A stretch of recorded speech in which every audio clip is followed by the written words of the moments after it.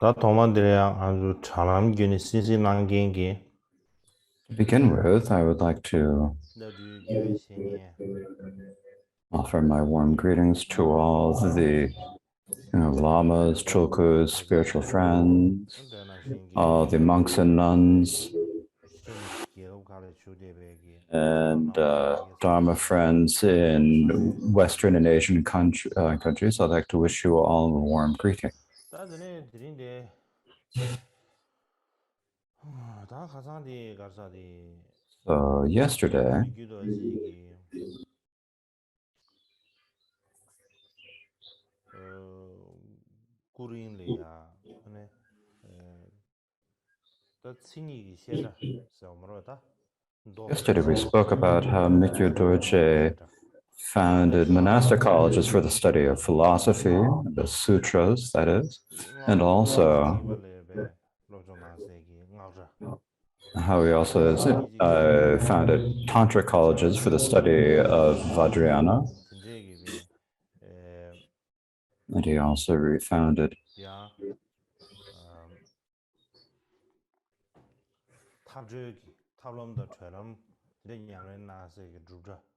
retreat centers for the practice of the paths of means and liberation, the six yogas, and the Mahamudra. And so yesterday, it's like just an illustration of this. I spoke about the Ghazal Karma Ling.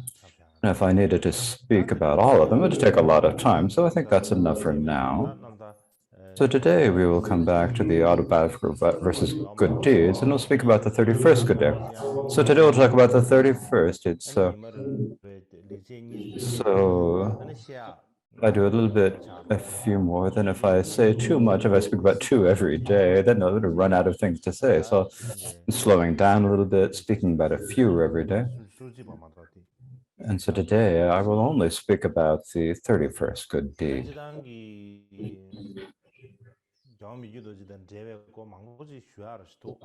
There's quite a bit to say, of course, about the Karmapa Mikya Dorje, but I'm having difficulty thinking of just like some real point to say about what Mikya Dorje is about. And of course, gradually, I'll probably think about this.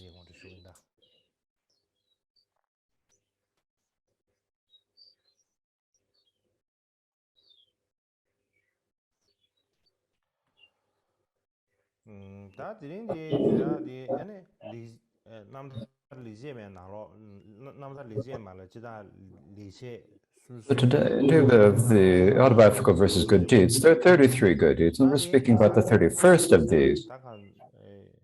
And so there was a student of Mikya Dorje's named Sanjay Peldrup, and he wrote a commentary on the good verse. Now, this isn't a commentary on the words. He doesn't give glosses on the words. Instead, he explains the meaning of the text. So to describe this according to according to the outline from that text, among the practices of the middling, of the lesser, greater, and middling individuals, so we're speaking about the path of the great individual. Speaking about how he practiced the path of the greater individual. So three parts: the intentioning, arousing bodhicitta, the action meditating on the two types of bodhicitta, and how he trained in the precepts of the two types of bodhicitta. So of the three steps, we're speaking about the third. The third has actually 7 subtopics. The first is how he trained in the 6 sutras. The second, how he trained in purifying his own continuum. The third, how he trained in the ways of all bodhisattvas. And the fourth, how he attacked it in the core atomic phase. And the fifth, how he acted in fruitful and fruitless situations. How he practiced fruitful actions and gave up fruitless ones. These are the 2 different subtopics there. Something's a little bit not quite right there. I show this every day, but there's a mistake there.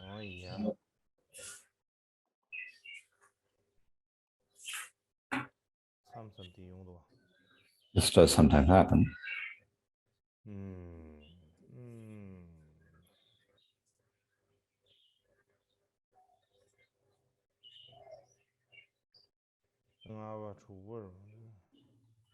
The fifth and the sixth.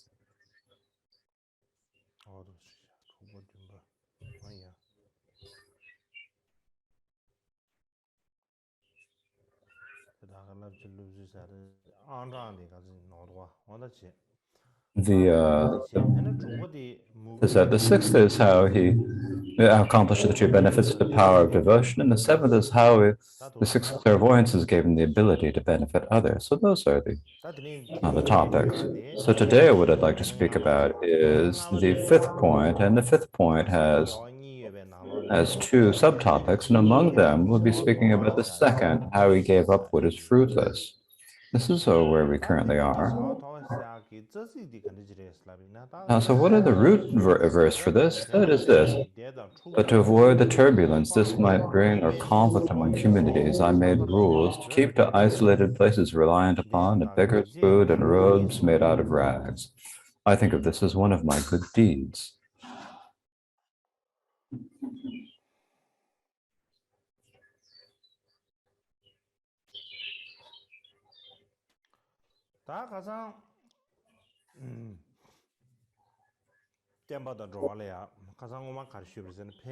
Yesterday, what I spoke about is speaking about in terms of the topic of how he accomplished fruitful activities.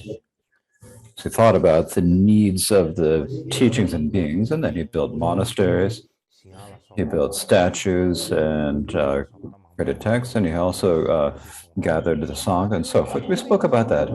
The second is how he gave up what is fruitless. And what this means is that when you look at it on the outside,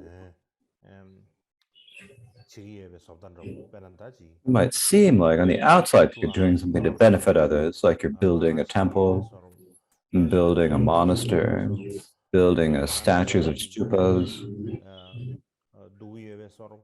It might seem like you're gathering a member of the Sangha. It might look like this, but in actuality, it's not actually that benefit for teachings and beings. And in fact, instead of that, it's actually harmful. This does happen. So it looks on the outside, it looks good on the outside. And when you look at it, it seems like it should be Dharma, but in actuality, it doesn't bring benefit to the teachings and beings, or it even is harmful for teachings and beings. And if that is the case, then you should make it as much as you can so that you don't need to do these activities, or you should do what you can to avoid such activities. So he said that he did as much as he could to avoid this. And what it says about this in the commentary by Swami Paljab, it says, normally, there are many people who, most of the attendants and people in Mikyu Dorje's entourage, what they would say to Mikyu Dorje, the opinions that it offered him would be that, and so, oh, Your Holiness, you really got great merit, and your activity is really vast, and you should take this opportunity. And what you should do is,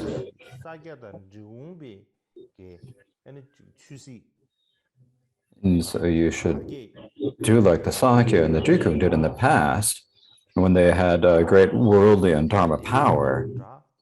And then you should, whether you're talking about establishing monasteries or thinking about it in terms of political terms, in worldly terms, you should gain some power or try to have some abundance. You should be unrivaled in doing this. You should be like that. You should do this. And there wouldn't be much difficulty for us to do that. You have so much power and influence, and your activities are so vast.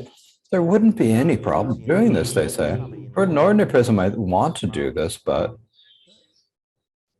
it'd just be like a dream for them, and they couldn't do it. But for someone like you, if you wanted to, if you did it, you would be able to do it, and you wouldn't need require much hardship on your part. And so for that reason, what we need to do primarily,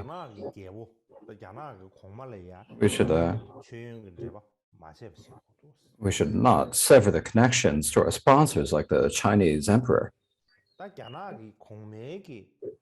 the Chinese emperor, if you have the support of the Chinese emperor, then at that time you naturally become influential in Tibet in that time, whether in Dharma or worldly terms, you become very powerful.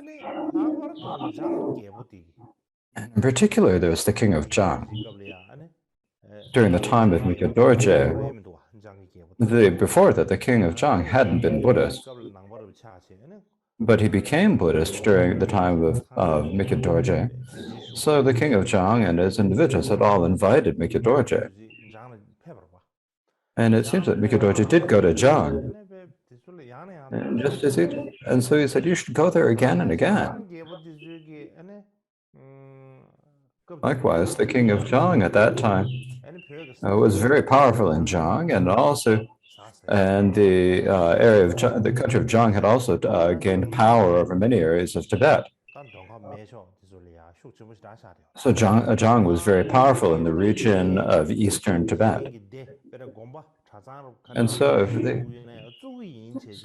so he said that whatever worldly or monastic standards he wanted to do, he could do them. And he said this many times that he would do this for the king of Zhang, and his officials have repeatedly say, please help us make us, what big monastery should we start? How big of a temple should we build? And that's not just once, but many times they've asked this. And if they offer that, you shouldn't let that opportunity slip by. You should build build an incredibly huge monastery somewhere in Zhang or eastern Tibet, and turn the wheel of Dharma. They said that they'll help. We'll give you as much financial support as you need. They're like these kings who say this. And there are many other wealthy or powerful people who say this. And so at the time that there are such people, we need to use them. And so there are many people who asked him. And what Mikhe Dorje said to them is, now this is of course an internal discussion, right? Because Sanjay Bodhidharma was an attendant and he was near Mikhe Dorje. And so he knew all the eternal discussions that were happening. So normally what would happen is all the attendants would go to see Mikhe Dorje and say, oh, you need to do this, you need to do that. We can't let this opportunity go by, and say we should do this. And then what Mikhe Dorje would say is, he'd say, what you're saying is true. I did go to Zhang once, and I went there, and the king of Zhang asked me to stay in Zhang. And he said that he would build a large monastery. So if I went to Zhang, the kingdom of Zhang, as you said, and I even made a huge monastery there and gathered got large sangha, it wouldn't be hard. But if I were to establish this large monastery and gather so many monks, if I made it that large a monastery,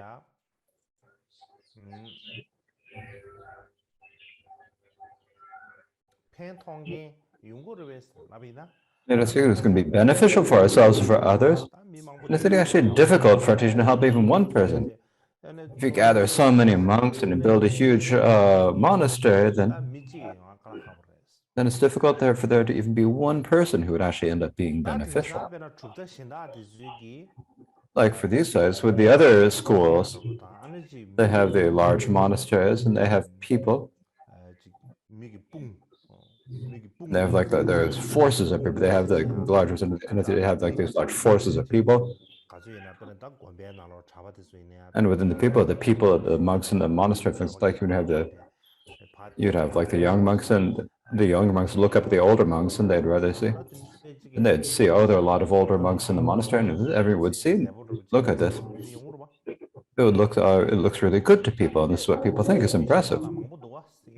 And there are a lot of people like that in other schools.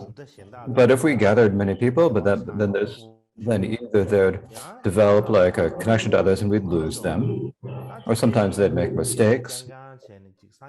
There'd be all these sorts of misjudgments, and there's just a danger that would actually damage the teachings of the Buddha and would, in fact, just ruin ourselves and others. And these situations just naturally would occur. So if we take them exempt and did like that, it wouldn't. Would it really actually work out well? The name, we're saying that we're spreading the teachings or benefiting beings, but in actually we're doing everything we can to destroy the teachings and doing as much as we can to accomplish non-virtue. That's the situation, right? So naturally, doing that sort of work is like using the Dharma as an excuse. Using the Dharma as an excuse, but in actuality, it's you're only doing worldly things and accomplishing worldly things. And I can't do that sort of action, that sort of work. This is what he'd normally say. Likewise, there are some people in Kongpo. As I said the other day, at that time, Kongpo was mainly Karma Kamsan area. So they're mostly in that area. They're followers of the Kampa. And so there are many sponsors from Kongpa. And so they would offer the children to be monks. So they offer the monks as their children as tax. In the past, it's like there is an order. You have to have the children. And if you have 3 children, they'd have a rule that if there are three sons in a family, you had to offer one to be a monk. This is like a rule before it. And so they'd they'd take a child from each of them. They'd take so in the past, when the order, you'd choose them and take the better the children, the ones who are smarter, the ones who have more clear intelligence. You'd send them to become monks. This is the tradition before. So the people from the Kung said, "We'll give you our children." And Michiju just shake his head. He said, "I'm not going to gather anyone through deceit. What I'm going to do is, I'm not going to gather people through any deceit."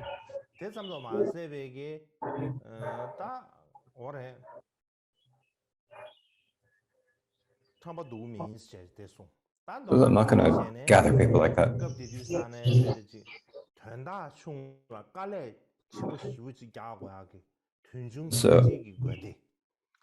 So we talk about monasteries. There's a little point, and there's a lot of difficulty, or the images like have a big monastery, and then it doesn't have beneficial, and so but other people get a lot of jealous about it. And you build a large monastery, everyone gets jealous of it and envious, and then it creates a conflict. And talk about monasteries, they become like fortresses, and they become like places where and so these are like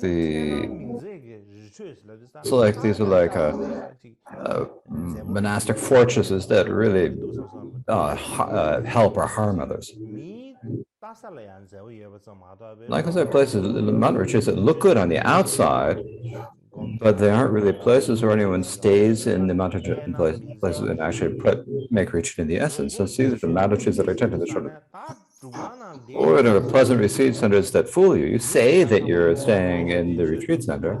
People think, oh, they must be really practicing the Dharma, really working hard at the practice. You pretend to be doing that, but actually you're just staying in a retreat center, enjoying yourself, eating enough food, filling your stomach, and drinking as much tea as you can. And you don't have to do any of that, so you just stay and enjoy yourself. And so these are just retreats that you use to fool and deceive other people. Talk about monasteries are filled with attachment devotions, and many of the monastic colleges. And in monastic colleges, there's a lot of there are many different positions. You talk about the different positions, like the earlier and the later traditions. You said this is our traditions and the other traditions. This increases the sectarianism. This is what happened. It's the monastic colleges sectarianism, and meditation camps where you selfishly fill your own stomach. It's like the meditation camp. It's like particularly the Chokdra in Tibetan, at the time of the 7th and the 8th Karmapa. There are many meditation centers, and most of these, what they were, is that you stayed in one-person tents. So it is like a small tent where one person fit. It's a small tent that just one person fits in, like this. It's like it's got a strong point. It's going to be very large, a small, large base, but only one person will fit in it. So you make a tent for each of these persons, and every person stays in these. They all stay in these places, and they don't listen to others. They're only staying alone in them. And when they're doing their sessions, or when they're sleeping at night, they would just stay in this one small tent that's big enough for one person. That's what they spend all day. And so the people stayed in these meditation camps, where they spent 3 years. They were not allowed to lie down with their head on a pillow. There isn't even a place for it, because in that, when just wasn't room to lie down. There wasn't enough room to lie down in these tents, and so you spend your time doing meditation, so like we do in the retreat centers these days. And you'd have to sit cross-legged the whole time. Even when you're sleeping, you'd have to be sleeping sitting up.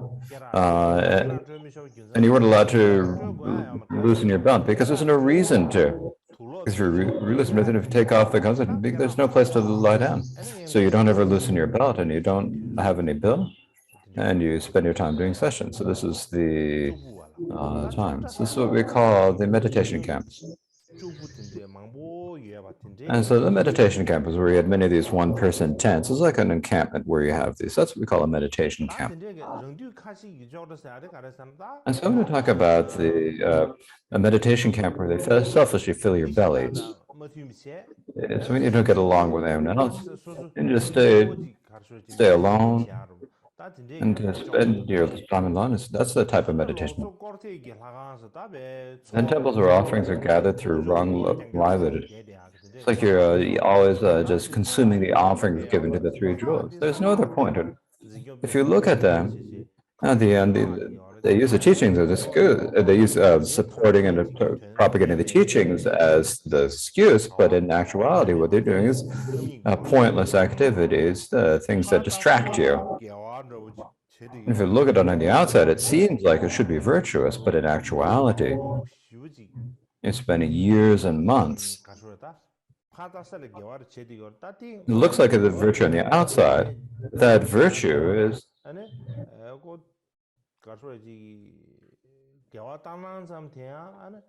it's just a sort of a seeming virtue, but it's something that you can't sustain over the long period of time for months or years. At the first beginning, it seems like good, but when it comes to a difficult point, then you just naturally start doing this unvirtuous things, and you actually end up doing unvirtuous actions. This is what happens. So there's no point to any of these. And you should give them, throw them away like hay. I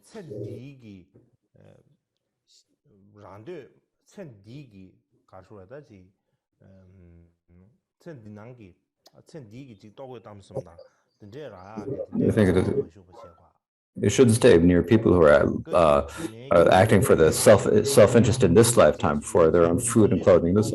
You should follow the example of the great forefathers and stay in unplummeted enemies,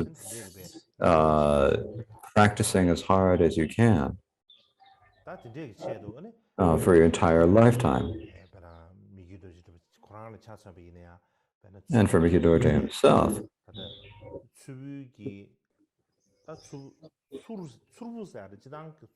Surpur, you could stay in Surpur, but it means the pur. Tsur means the valley, right? Sur means the valley. And then you talk about the pu. The pu is like the sort of the upper parts of the valley. It's like the back part of it. That's why it's called Surpur. And so if you say in the back, there are many different retreat places, not just in the monastery, but in the mountains. There are a lot of retreat sites. In the back of there is a place called Pung. Mikhi Dorje stayed there during meditation practice. Like there are several texts that he said that he was written in Surgi Pung. And when I was little, I would go to these, I'd go to this place. I went to this place, this Mikitoji's Kung is called. It was a really nice place.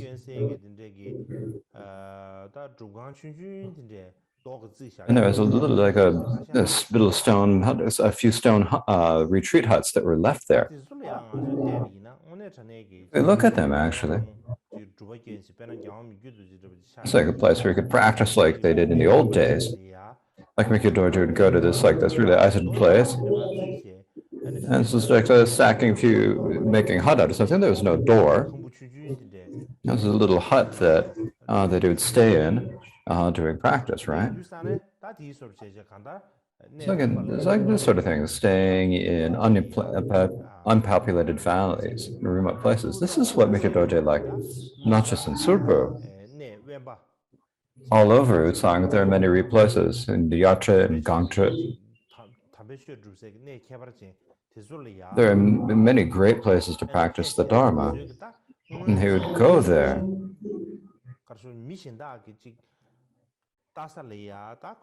These are places we should just like,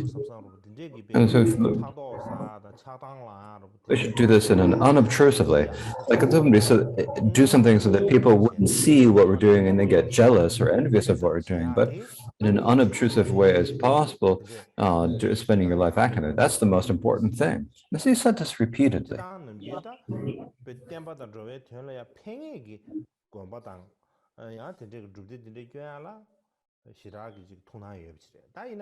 But he had a lot of interest in supporting monasteries or retreat centers that actually benefit of the teachings, but that isn't it. We have to make any new ones. I think of make like big monasteries such as had never been in there and doing a lot of commotion to that to make these big things. He didn't like that at all.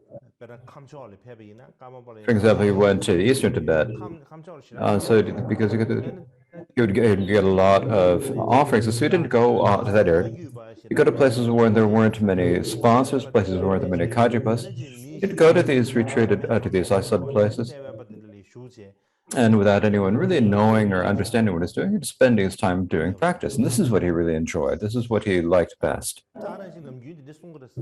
Likewise, what they often say. Same there's like the places in Nyatang and Lachom and Gangkar. And at that time, Semado and Namso, these were under the Mongolian culture. He said, without them, I'd go to Chomo Gangkar and Nyatang and go to Semado and Namso. It would be really nice to do that. This is what he said. Likewise, he also wanted to go to the retreat sites of Milarepa, such as Lachi and Lati Gyagishri. This is another well-known retreat cave of Milarepas. Likewise, there are also Milarepa six fortresses, and he wanted to stay there in these distant places. And he wanted to stay there practicing, but if he'd gone so far away, there were a lot of monks and students who came from eastern Tibet to see the Karmapa, and they'd come from such a long way away, and they'd be unable to see him. And so it'd be difficult for them. So he thought, I'd want to go, he thought, but if I go, everyone who came from Kham would have a hard time. It would be difficult for them to come, so I probably can't go, he said. In any case, no matter when, he didn't like a lot of activity or busyness. He just enjoyed isolation and solitude.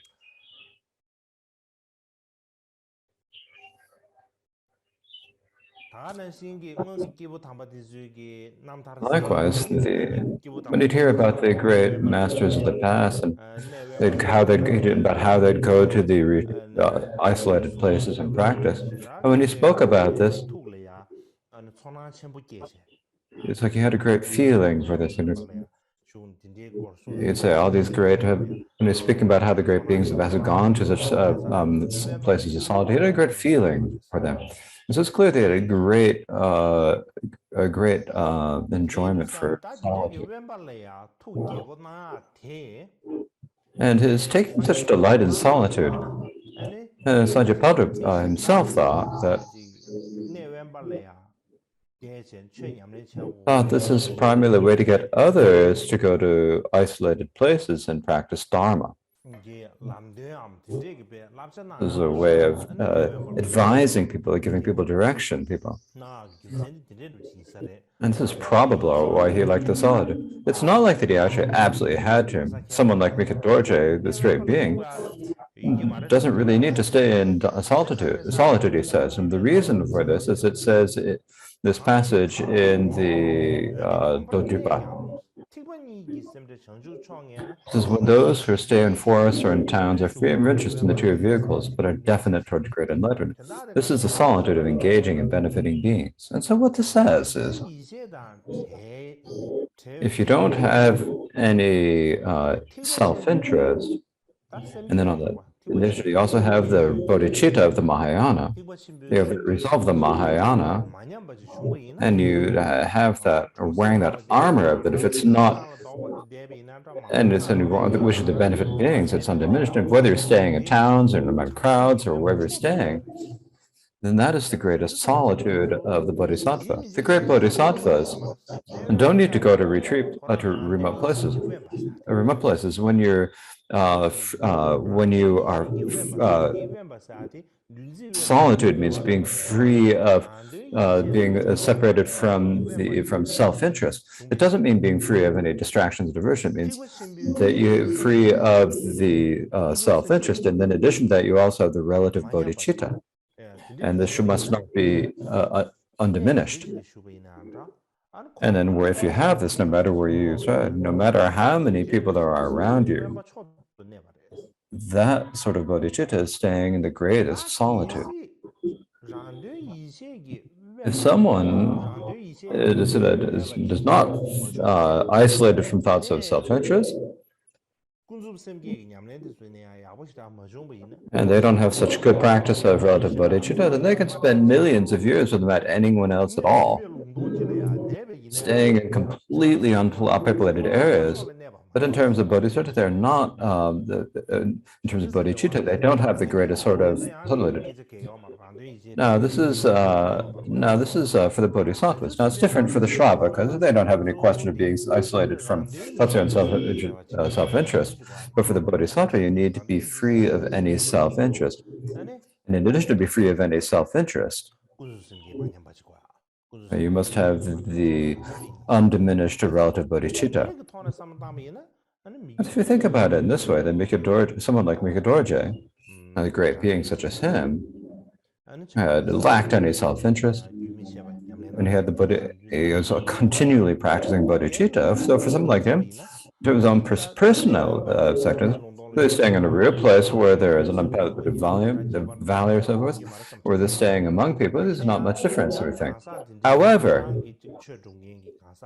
but there are ordinary people who are practicing the Dharma. They stay in isolated places when they're isolated from any diversions. And there weren't any of the thorns of jhana, there wasn't anything that harms your samadhi meditation. When there aren't any things that create problems for meditation. And if you go to a place like that, then it's beneficial. And so for that reason, Mika Dorje acted as if he was really delighted about isolated places. In any case, the main point here is that someone like Mika Dorje, his own thought was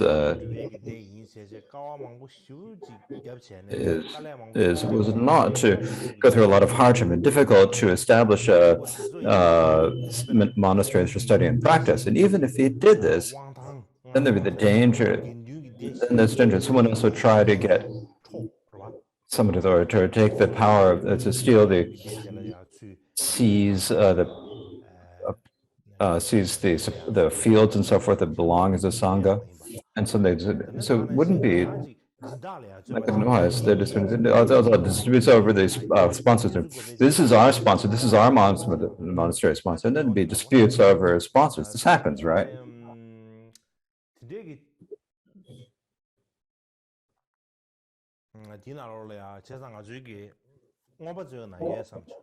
And this is in the Treasury of Abhidharma, I believe.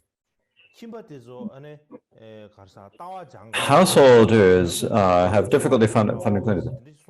And then the monastics have difficulty giving up.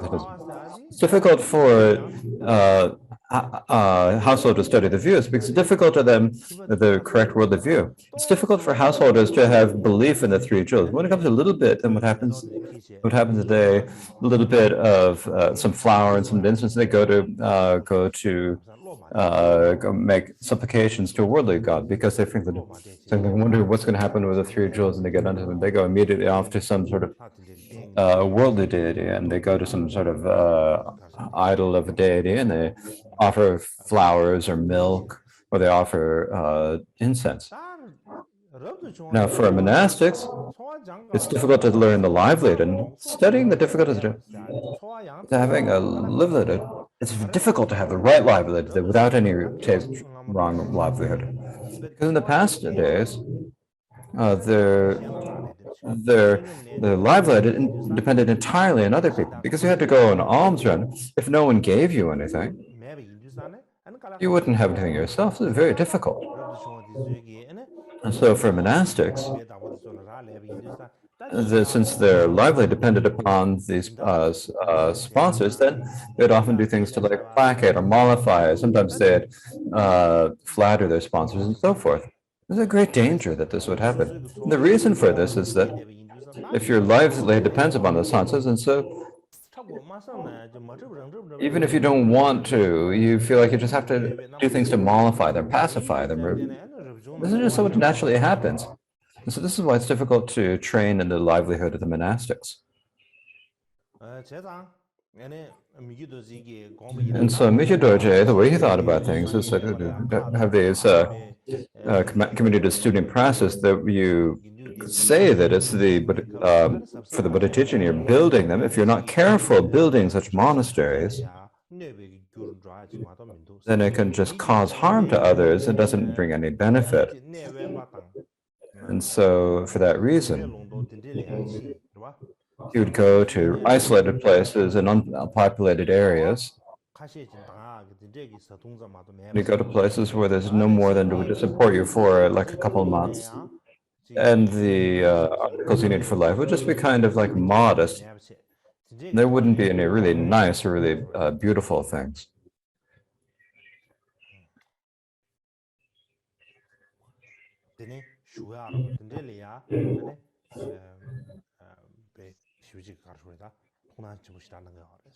So he had a lot of interest in staying in places like that.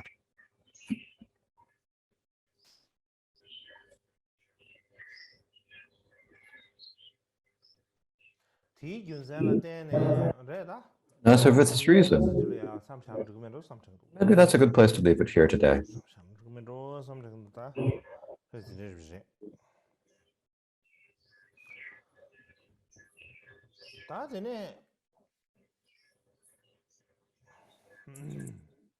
So that is enough for today. So next, so what is tomorrow?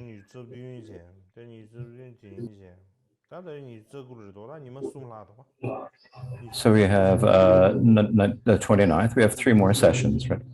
So the next session will be on the 29th.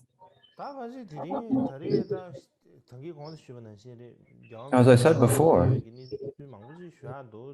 there are many things to say about Mikyo Dorje, but even if I had to say everything, it would take still a whole another year. So I don't need to mention everything. I don't see any great reason to speak about everything. So among them, now, as I said the other day, there are a couple of points that are still remain. For example, the 5th Shama Rinpoche's Kunja Yenma. He was the Mikyo Dorje's main disciple. And when he was during the point of direction, there were some complications and difficulties, you could say. There were some situations that happened. Most of us, I think, really don't know about them. I didn't know about it either before. I didn't know much about that before, and so I thought, in the past, I thought, during the first year of our spring teachings, when we began these teachings on Mikio Dorji's autobiographical verses, in that first year that we were teaching, I was looking through the different texts. So there is an old manuscript I found. There's a discussion of the difficulty, the situations that happened about that happened with the recognition of Shamakachit. Now that's not complete. The first few pages are missing. So when I look at that, I look at it, and I need to look for this. I didn't think I needed to look for this, but I just naturally got it. So when I got that, I thought this is very important. So I put it someplace, and then later, when I looked at it, I couldn't find it again. I've looked at it for 2 years, and I still haven't found it. I have no idea where it is. But it's a really important point. Still, there's no difference. Even if I can't find it, there are many, I have found many other documents about it, so I can speak about things that are related to that. And then there are also a few other things that I should speak about. So that's how it is. Okay. So now we will have the dedication prayers.